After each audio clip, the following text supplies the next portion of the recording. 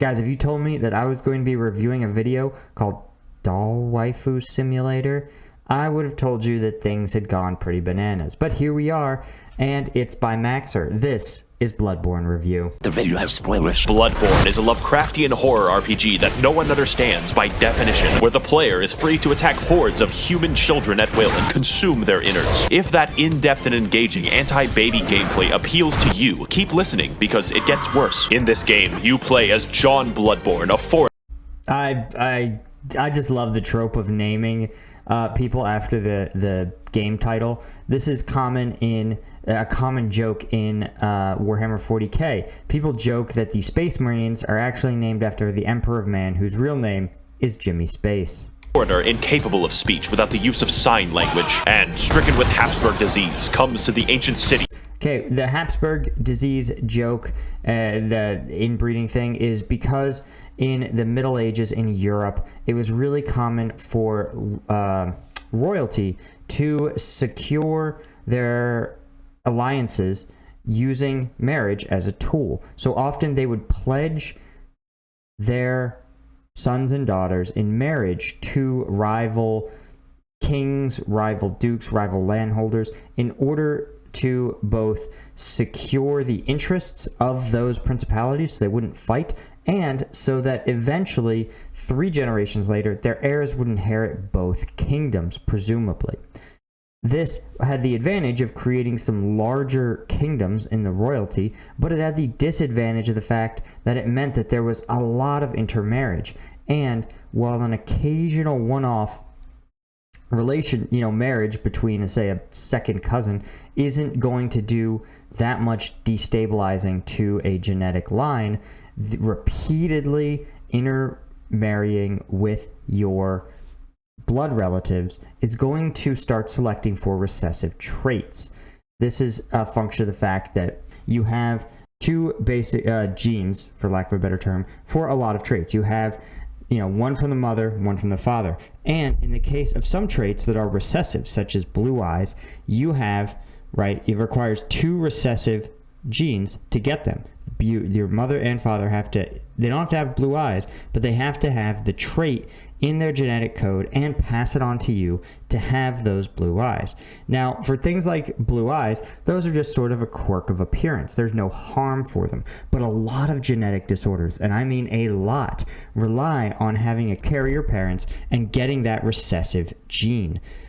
The problem becomes when normally you have lots and lots of different genetic types intermarrying, the chances of landing on these very rare double recessive traits are extremely unlikely, right? Because think about it logically, really bad genetic diseases are really rare because they tend to self-eliminate from a population, right? Obviously, very ill life cannot reproduce as well, as frequently, at least in nature, as more healthy, stable genetic traits. But when you start selecting, for the same family lines, those couple of traits, those handful of non-dominant recessive traits that will cause really bad diseases, they tend to show up more and more and more in family trees because they're not getting sort of trumped by outside dominant genetic lines. Therefore, you start to see them appear after several generations, and this is what we saw in medieval Europe, late, in Enlightenment era Europe, when there had been several generations, 5, 6, 7, 10 generations of this intermarrying. You started to see all these recessive traits show up. It would be sometimes birth defects, intellectual disabilities, hemophilia is the classic one, and so this is what he's talking about when he talks about Habsburg's disease. Habsburgs are one of the largest royal families across Europe, and therefore one of the worst in terms of intermarrying and selecting for dangerous recessive genes. of London, seeking treatment for the sins of his cousins. In doing so, he will begin hallucinating talking dolls, spider people, and the great Journeying further, John Bloodborne becomes conscripted into the service of a gay elder god and the 60-year-old man he keeps as a pet, and is given... I love how the 60-year-old man is in a wheelchair, like completely decrepit.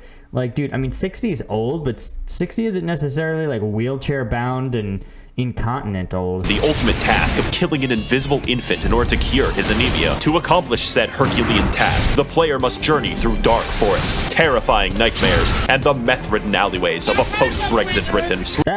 Brexit joke. Slaying monsters, exploring, and tricking women into being impregnated by gods so you can consume the child. This game is an excellent realization of a Metroidvania with something new around every corner. A great action RPG which... He means a Metroidvania, right?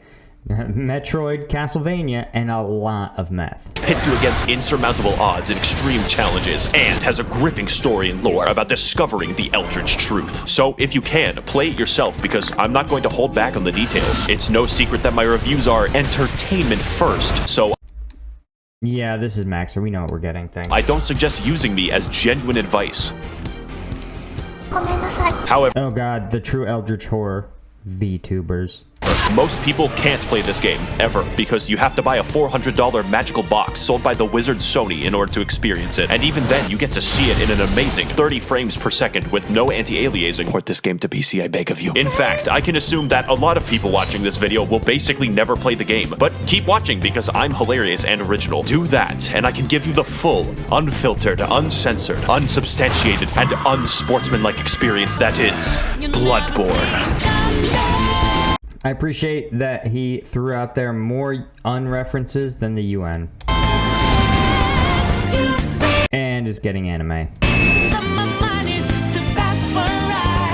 The gameplay is what makes this game great, and the easiest way to describe it is simple but complicated. On a simple level, your baby brain is responsible for only 2 tasks. I love how baby brain was represented by baby turtles. Dodging and hitting. And dodging in this game renders you temporarily invincible. Sounds easy, right? Wrong. Because every single enemy is adjusted to keep pace with you. Basic enemies are basically able to whoop your ass into fucking non-existence. Every encounter, therefore, is tense and engaging. When you kill someone, it's because you were faster and had more meth than they did. On a complicated level, you have a gun, and normally bullets hurt people, but in London, bullets are a suggestion, like the Geneva Convention. Here in... Yeah, okay. So the Geneva Convention, speaking of more uns than the UN, there's our first UN reference right there.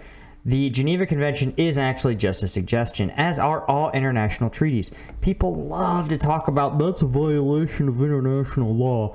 Listen, boss, there's no such thing as international law, right? In order for there to be a law, there would have to be some supranational body that can, like, put a country in country jail or enact some other sort of punishments, right? A law has to be enforced.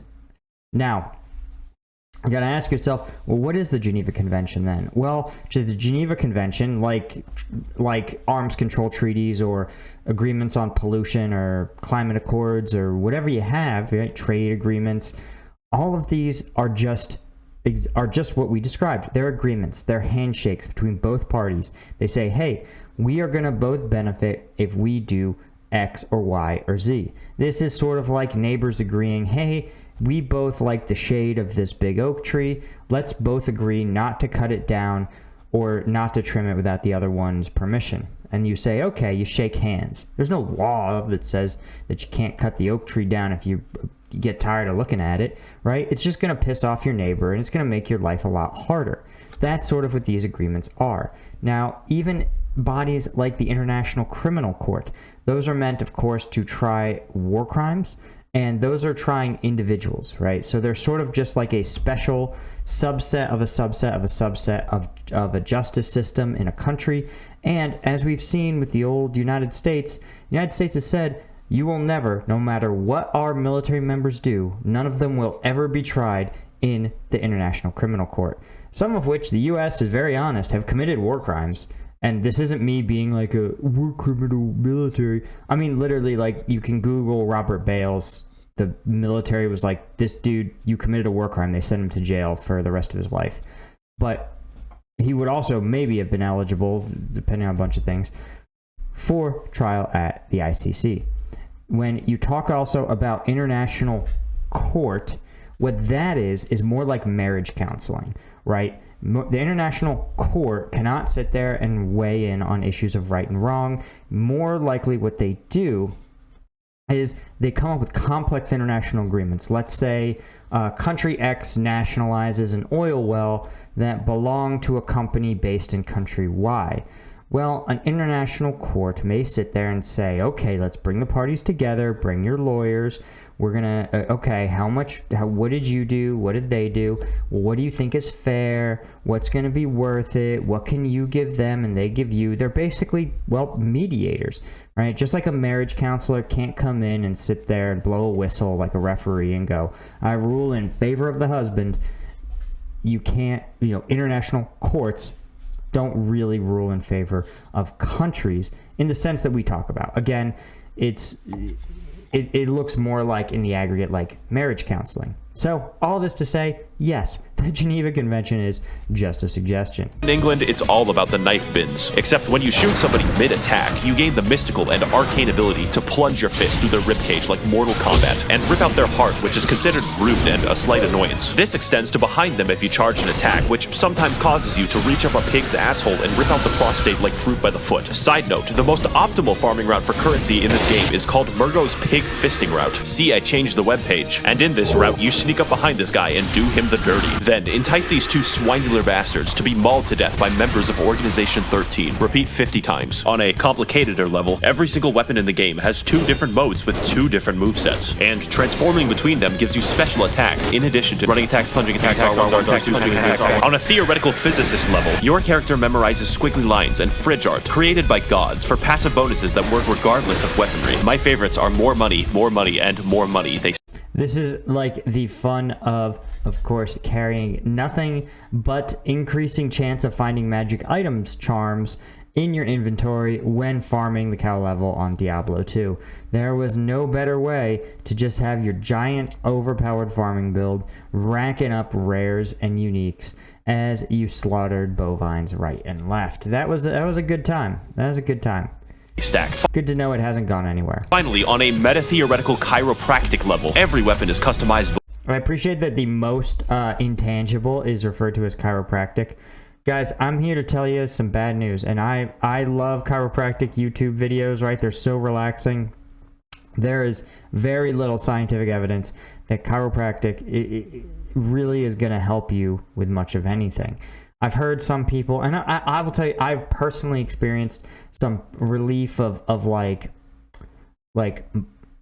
muscular skeletal injuries from like MMA, where like something has very clearly been popped out of place and they've popped it back into place. But in terms of relief for like more serious conditions that some chiropractors will sit there and tell you they can fix, that is bunk science. Doesn't do anything in terms of aligning meridians or improving energy flow, or it's not going to treat your depression or whatever, unless your depression's caused by your like back injury. I don't know. Point is, the science is pretty light. With different gem slots that give differing effects for your attacks. And there are different types that can literally change all of the stats of the weapon, like making a fucking spear do more damage based off of intelligence. There's definitely more and a lot of strategy in how you level up your character, but I assume that you know how to level up in a fucking video game. But with all this combat prowess, you may be wondering, Maxor, who are these crusty abominations that you're fighting on screen? Well, to learn that much, we're going to have to delve into the lore. So buckle your britches, bitches, because this shit is wild. If I Bloodborne lore, it's gonna get weird.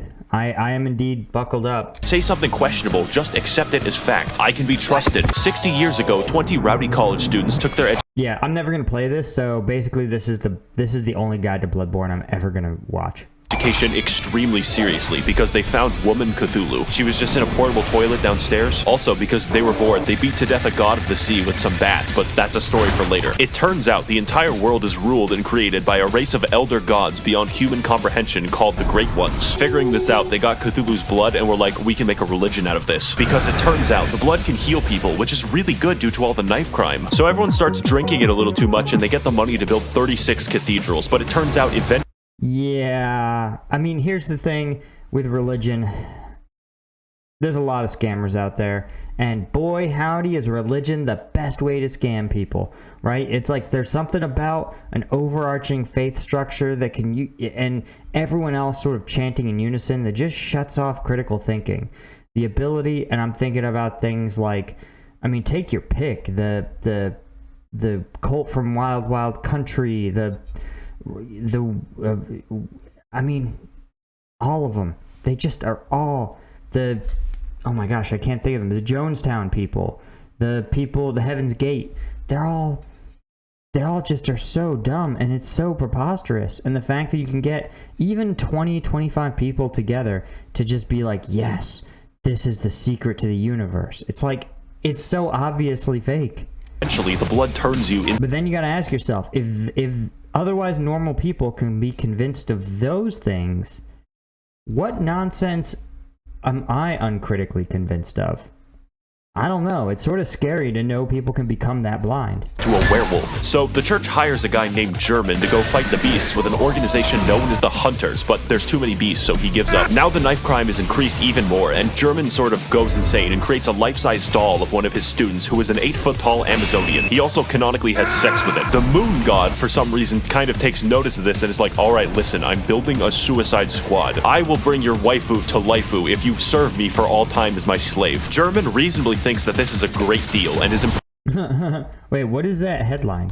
Man sells soul for and is imprisoned in a dream. This is where you come in. See, the moon god assassinates baby gods for fun, but needs a hitman to go into the real world to do it since he's confined to the 9th dimension. So in addition... Okay, so in nature, there actually is some natural precedent for slaughtering babies for fun.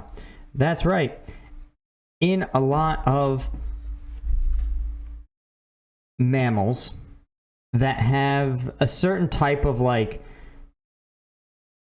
male competition structure to the way they breed, I'm thinking of things like wolves or lions or bears, that in order to ensure their genetic line continues, if, for example, a bear kills a rival male, then logically, he is going to then go and kill that rival male's offspring.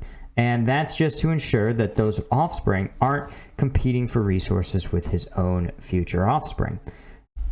And that's not that uncommon in nature, but boy howdy, is it grisly. So the fact that it would occur among gods is a disheartening look at the universe, right? You would hope that gods would have some sort of superior morality, but maybe just acquiring power to the max is a superior morality.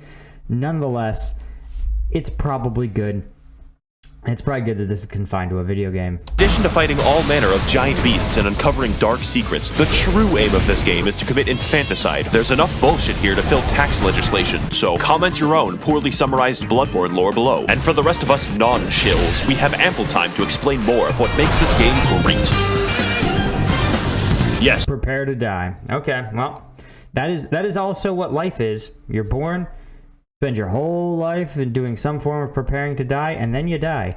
And that's true of everyone. You have been japed. I am talking about bosses before I talk about the levels. In most video games, bosses cap off areas, but in Bloodborne, areas are preambles to a dick flattening, and nothing will challenge your skill in quite the same way. Except for the goddamn Witches of Hemwick, who were placed into the game for disability access. You can probably tell that Bloodborne is a hard game. We don't even know if a games journalist can beat it. But it's hard in a fair way that tests your skills and reaction time, except for Lawrence, but I'll get back to Lawrence later. What sets this game's bosses apart is that the challenge makes it feel like you're a really small dude jabbing a toothpick into a building-sized deer demon. So yeah, I would be impressed if he killed that. Why do all the VTubers show up for no reason? But not only that, unlike Dark Souls, every single boss reacts meaningfully to how you attack them. Large beasts can have their bones cracked and their tendons wound into a slinky. Bone boys can be knocked over and have their marrow shipped. And human enemies... I mean, this is one of the things that I actually think is really nice, is that in a lot of video games, you heal back to 100%. The truth is, if you've ever lived in the world, you know that it takes sometimes comically little to injure you, and that those injuries can persist for years. It's a joke in jiu-jitsu that almost everyone is always injured all of the time, and that's rolling around with unarmed people on soft, squishy mats. So you can imagine, and that's usually young, athletic men. You can imagine, and have probably seen, just how easy it is to permanently break something. So if you were to get shot or stabbed, things like permanent nerve damage, permanent loss of mobility, and just general injuries that will never actually heal in the sense that you'll be back to 100% is the norm, right? The exception are injuries to which you can return to full function. Obviously, I'm excluding injuries like getting a paper cut, right, or stabbing yourself with your box cutter like I did this morning. These will wince and recoil when they see your height difference. Accidentally. Don't get any stupid ideas. As well, every boss punishes you for cowardice and actively discourages backpedaling with their forward momentum, causing every fight to be an elaborate dance with a thrilling back and forth. Unless you're fighting Rom, who is the really hungry caterpillar if he had a legion of arachnid slaves who threw their heads underground like ostriches. We don't talk about him. And while we're on the subject of bad bosses, this motherfucker, let me tell you something, the humanoid bosses in this game are paradoxically the most dangerous. But Mikolash is a psychological hazard that will hurt you personally. This boss literally feels like cut content because the fight centers around chasing him, and his direction depends on RNG, making him an actual speedrun killer. When you corner him, he uses one attack, and then you chase him again, where he gains the power to insta-kill you. God forbid you're hit by it, because that's 10 minutes gone. Here's a tip. Save up 10 poison knives and steal from your family if you must. Then wait until he jumps down this hole, poison him repeatedly, and watch him spaz the fuck out until death. You will thank me. But as a result of Okay, weird. Alright. Everyone who isn't Miko shit, conquering a boss in this game is absolutely rewarding on a level that other games cannot match. It's only because the odds are stacked against you in ways that don't feel bullshit most of the time that conquering them is the main reason I play, and their fights are undoubtedly the best I've ever done in video games. But that isn't most of the time in the game. In fact, a lot of your time is spent exploring the areas, so let's get into that. Okay, interesting that it seems like the game is defined by its boss fights and also by its extremely wild and in-depth lore. Though I think this is good. Another trope that's sort of unrealistic and annoying is the henchman trope. The idea that there are regular henchmen who are so incompetently stupid that they are almost comical, and that there are bosses who are incredibly frighteningly difficult, right? And the Metal Gear Solid's a great example of this, where you have special forces, elite special forces guards, who you will, throw an empty magazine, and they'll turn and they'll go, huh? And they'll saunter over and be like, what's that? And it's like, okay, no, dude. Like, there's no conceivable way that they're going to throw a magazine and they're going to be, like, staring at it for 10 seconds, like, what's that noise? This is not realistic, right? Every person is in combat, is in the fight of their lives on every side, so they're going to give their max effort, whatever that is. Obviously, some people's max effort is different from others, but very few people are going to approach it with this level of ignorance. So it's important to treat these even low and mid-tier bosses what they are, which is creatures fighting for their very survival. And one in area design. Where the fuck am I going? Exploration is the name of the game, except it's called Bloodborne. Only this time, you don't bring smallpox and kill 20 million people. We're looking at a solid 10 this time, because the main enemies in this game are British townspeople. It's how the developers made sure you didn't feel bad about killing them. The plague of beasts infecting London causes people's teeth to become beast-like, makes you aggressive at night, and slurs your speech. So it's up to you to stop them, as a hunter should. If you don't look up where to go next in this game, good fucking luck. People get lost all the time. Get used to it. This game doesn't do exploration like, oh look, there's loot in this hallway, my dopamine's gonna go crazy. That's baby shit. This is daddy's exploration, where you find a route back to a place you were in 10 hours ago. And I hope you weren't expecting a mini-map, or any map. Every single... This is like the real world. Not getting lost is an insanely difficult skill to cultivate. The military, I spent years training on how to read a map and navigate. And guess what? You know what? I still goof it up all the time. If you've seen me play Escape from Tarkov, you know that I am commonly orienting myself by running 3 to 5 feet, checking the map, repeating directions aloud to myself, running 3 to 5 more feet, double checking it, realizing I was wrong, turning around, right? The only times if you're confident in where you're going, it's because it's a preamble to getting lost. The hallway is a rabbit hole of discovery in your... You don't realize what the fact that a clear, concise easy to read and never wrong minimap is, and how much that hand waves away in terms of difficulty. And isn't held. Case in point, Cathedral Ward is a level but feels like a hub area because it connects to fucking everything, and where you start the game is in the middle of a loop-de-loop involving torturous experimentation. Just look at the fucking map of this game, everything overlaps. And yes, there is a level called Nightmare Lecture Hall, and no, it does not connect to the Altar of Despair, although you would think that. Fittingly, the Lecture Hall the Nightmare Lecture Hall.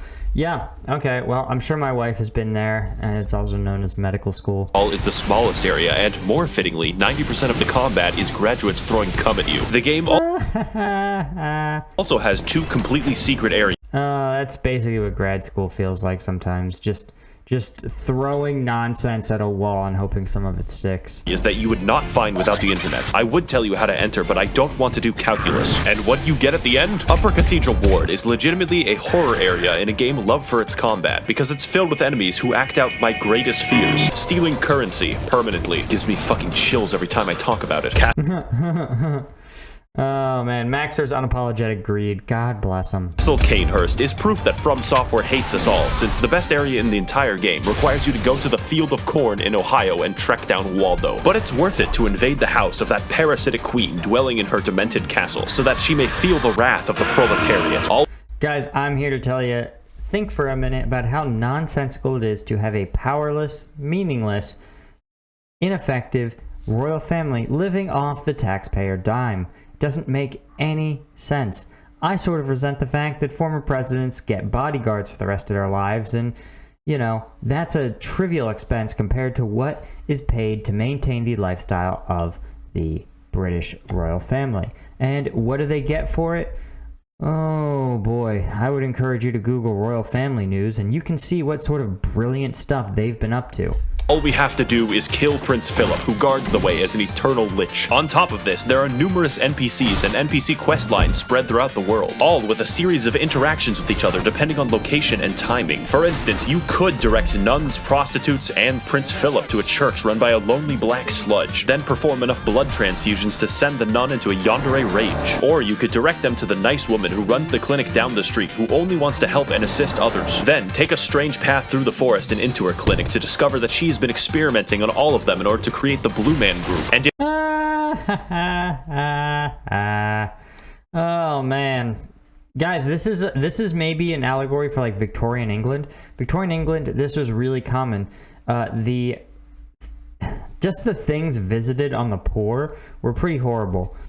Even things like poorhouses would be common for the poor to, instead of living on the street, be allowed to live in shelters, but they would be required to work and they would be held separate from their families. Sounds a little bit like taking someone hostage. if you want, you can take the umbilical cord away from her schizophrenic ass and eat it. The sky's the limit in Bloodborne questlines. And you know what my favorite questline is? The one where you descend into literal hell, complete with eternal punishment, insanity, and femboy fishing, the scariest of them all. I'm, of course, talking about the DLC, the only DLC for this game. And if you play through Bloodborne, you have to play through the DLC. I'm not giving you a fucking choice. Ooh, Maxor threatening me. So to learn why, you should play the best expansion ever made since Spore Galactic Adventures. Jump jungles. Come with me on this amazing journey to find the secrets of the Bloodborne, the Old Hunters. Dun dun dun dun dun, the Old Hunters. This is fitting, actually, given that you guys can see in the background, I have mounted some of my different award type things, and those are wooden, by the way. They're not real. Don't demonetize me, YouTube.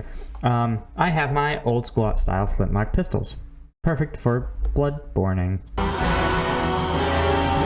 I want you to imagine hell. Now imagine hell written by H.P. Lovecraft. It would be filled with squids, immigrants, and air conditioning. This DLC has none of that except air conditioning? I mean, I guess it's like some sort of meta hell. Is that where this is going? Where like it's hell, but it's actually like meta hell. So like instead of being hot, it's cold. Some sort of Dante's Inferno. I don't know. Except the squids. For you see, those college kids from the lore section of the video were built fucking different. They experimented on an entire village and possibly beat up a god of the sea so fucking bad that her consciousness in the 9th dimension died. We spent an entire game killing an infant and these guys somehow killed the MILF god. But anyways, in the process of this, it cursed them and all of the hunters to be doomed to a hell upon death, where they will hunt in a bloodthirsty rage without rest for for all eternity, indistinguishable from a political subreddit. Case in point. Yeah.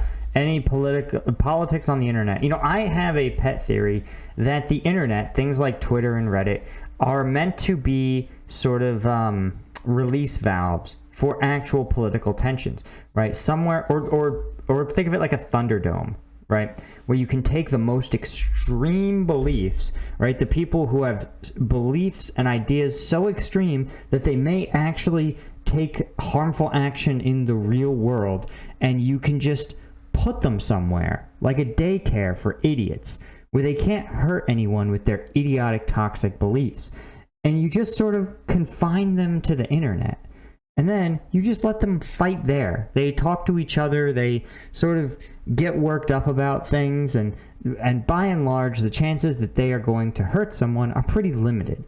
Though, of course, there's the other side of the coin, that they actually become echo chambers and turn people into extremists. But it's sort of strange because I've never actually seen evidence that says that visiting these increases the number of people that cling to extreme beliefs.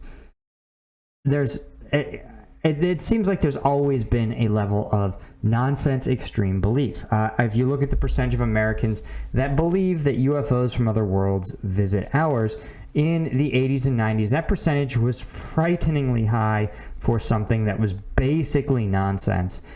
Just like there are a frightening number of people in the 80s America, I think it was like a third of the country, believed that Satan, right, the embodiment of evil in some Christian traditions, was not only real, but that Satan manifested and could be like a person. Like Satan tempting your children, wasn't that like compulsion to do like immoral things, like that little voice that tells your kids like you should smoke pot and not do your homework, but literally like a leathery red person with wings would come in and be like, hey Billy, it's me, Satan, would you consider not doing your homework and smoking some reefer? Like this is the belief that people had. So nonsense belief has been persistent for a long time, right? And I wonder if they're just less likely to hurt people now that they can fight with inside their little Thunderdome. This is Ludwig. He's the first boss of the DLC and has a reputation for causing refunds. Not because he's bad, but because he's too good for you. The first phase is as difficult for me as realizing that Golden Corral is not actually a real corral. But like every restaurant except Golden Corral, the rewards at the end are delicious because his second phase is even harder. Now, I'm not going to lie, this DLC has 4 bosses and 3 of the hardest bosses I have ever fought in any video game ever. So, your ass will be clenched the entire time, and the fact that he's the 3rd hardest is fucking concerning. Some people tell me, Maxor, your videos have gotten me through tough times because they made me laugh. But like this boss, you are the one who is truly overcoming these challenges, and I believe in your ability to beat both of them, King. Boss Lightning. I don't know how I feel about the greatest achievement in an adult's life being beating Bloodborne bosses. Maybe video games are also like the Thunderdome, like they give you that feeling of accomplishment and having done things without having to actually like leave your house and do things. Round. The DLC has many such cases of amazing bosses, including Lady Maria, who is the basis for German's extremely creepy 8-foot-tall doll fetish, but we'll get back to that, and Orphan of Cause, who was born from the literal dead body of a god. If you enjoy the sensation of being beaten to death with a sharpened placenta, this is the fight for you. And as with everything that From Software makes, they threw in a boss that they didn't really finish and called it a day. I'm of course talking about Lawrence, which is a very mundane name for a fire monster locked. Yeah, wow. Damn, there it is. There it is. That is what 80s people literally believed was really happening. Like really, like if they dug far enough into the earth, they would find these two arm wrestling. Then hell, take my advice. Don't fight Lawrence. You only lose a part of yourself. Since this boss fights you by dropping off his own legs and then violently vomiting and shitting lava everywhere. I've always wanted my game about dynamic dodging and elaborate fencing to be reduced to shitty area denial like it's Team Fortress 2. To wrap things... Hey. Team Fortress 2 area denial is a time-honored tactic. And frankly, in the real military, area denial is a great tactic if you can pull it off. Though it tends to be a little Geneva Convention violating. I say that because the 2 most popular ways of denying The two most convenient and effective ways of area denial, number one, are our landmines, which, as you know, can have some nasty side effects on, kids' legs. And two, chemical warfare and biological warfare. That's right, if you just want the enemy to not go somewhere, you just cover it in VX gas, chlorine gas, or mustard gas. No, sorry, not chlorine gas, mustard gas or VX gas. And it'll sit there and it'll kill off all plant life, but it will also mean that your troops cannot pass through that way, meaning they will have to pass right through where the enemy wants you to go. This is area denial. And of course, it could be done other ways, but it's a lot tougher. Up. The music of this game is pretty good, but the DLC music is fucking insane. I don't know what it is about Japanese composers being able to make better symphonies than the continent that invented them, but just take a listen. Holy shit, I am alive right now. Have you ever thought, as I do, that this game is just too good? That you would really rather be playing a shittier version of the game, such as the engagement of the Chalice dungeons? I, of course, jest. They're fine, probably, except for half of them, because Bloodborne has an optional system of infinite dungeon generation for all of those who wish to break free of the shackles of good level design. Let's talk about how, and more importantly, why. First of all, Bloodborne has a system of dungeons that everyone shares and dungeons that are random. For my footage, I played the shared dungeons so that you can be guaranteed the pain you witness on screen is mandatory. One of the biggest strengths of Bloodborne is the ability to have interesting and challenging enemy encounters gently rubbed with the blood-stained hands of Miyazaki. But I don't think I have to explain to you how randomizing almost every encounter in the game could be imbalanced. But fortunately, most enemies you encounter... I mean, it doesn't sound like the balance is great here, i.e. you can barely win. ...encounter in the Chalice dungeons are new to spare British people your wrath, so you instead fight SCP-96. But why are we here? It turns out that the entire city of London... Okay, SCP-96, a lot of people have been talking about that. Do I need to check it out? Let me know in the comments. It was built on a Celtic burial ground, an ancient civilization called the Sumerians who discovered the healing powers of blood and then mysteriously disappeared. Wow, I wonder what happened. This is all cool in theory, but the reality is that most of the time you fight the same 4 enemies, and the first 3 dungeons can be replaced by Simon Says. My cat literally wouldn't notice. The Chalice dungeons are so... Yeah, cats never notice anything. They don't give a shit.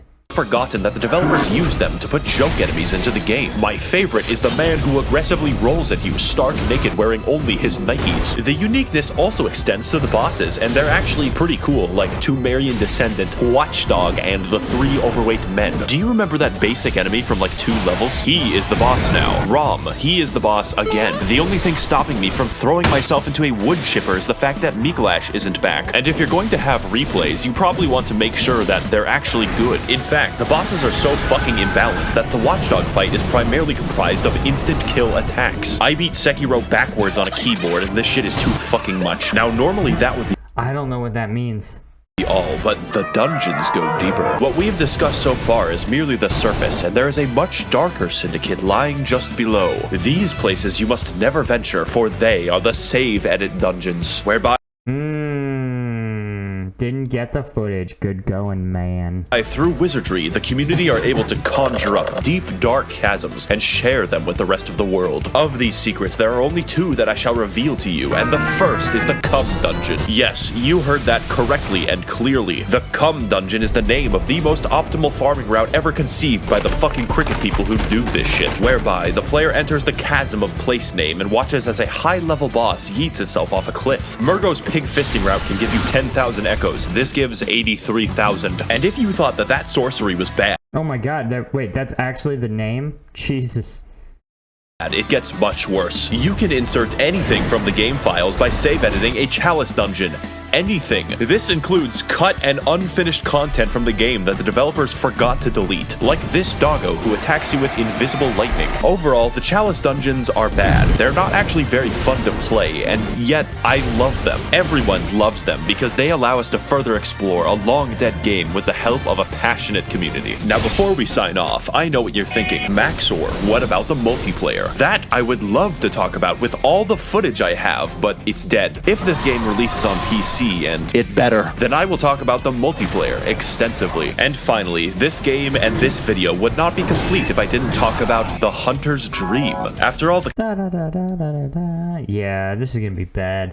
combat, the battles, and the difficulty of this game, it's nice to have a place to recharge, purchase items, upgrade weapons, and watch as it violently burns to the ground. This is where you'll find German slowly wasting away as his soul remains captive for an eternity, and his doll waifu that he sold his existence to be with. She talks to you, levels you up, offers you advice, and German says you're allowed to have sex with her. When I fell down and felt defeated, she was there to pick me up. The doll. The 8-foot-tall doll. Well, this is definitely the end. This is the end point, the logical end point of all Japanese. I shouldn't even say that. This is the end point of all NEETs, right? This is peak NEET artistry. Just a game of unplayable difficulty, a game in which everything is just an incomprehensible eldritch horror of pure darkness, and only through tremendous isolation over a period of years could you conceive of some of these enemies, and your only ally is your living body pillow. Yes. Cool. I emoted at her randomly. She pretended to be impressed, and she was there, graciously standing in the background of this one shot that I took of myself. She is our waifu now, and the game is perfect and complete because she is in it. Now excuse me as I engage in the supplementary lore material. Should you get the game, yes, absolutely, I am biased. In fact, you should physically enter Sony's headquarters and demand that it be ported to PC. I will be right there with you. Tasers will not stop me. I would like to thank the corrupt hackers and politicians funneling money into this channel directly from the taxpayer. If you would like to contribute... Oh man, I want to figure out how to get some of that sweet taxpayer money. Do I just need to like shill for things? Do I just need to support some sort of like program? If I'm like, remember to great reset yourself or something, will I get shill money? What if I promise to shill for the globe Earth? Can I get globe Earth shill money? Remember to donate. Remember, just when you fly around the world and the clocks are different, just that's explained. I don't know. The Earth is probably a globe. But you know, I won't say it unless you pay me. Funds accrued through extensive federal government corruption. You can head to my Patreon to learn more. I would also like to thank the kind denizens of the Mythbusters Smut Discord who sent me half the memes in this video. And as always, thank you for watching. Ooh, guys, that was fun. If you never want to see me stream Bloodborne, but want to see me stream other more military-oriented games like Escape from Tarkov, follow me on Twitch. That's twitch.tv/combatvetpaul. Link is in the description. That's all I got for you guys. I'll see you in the next one.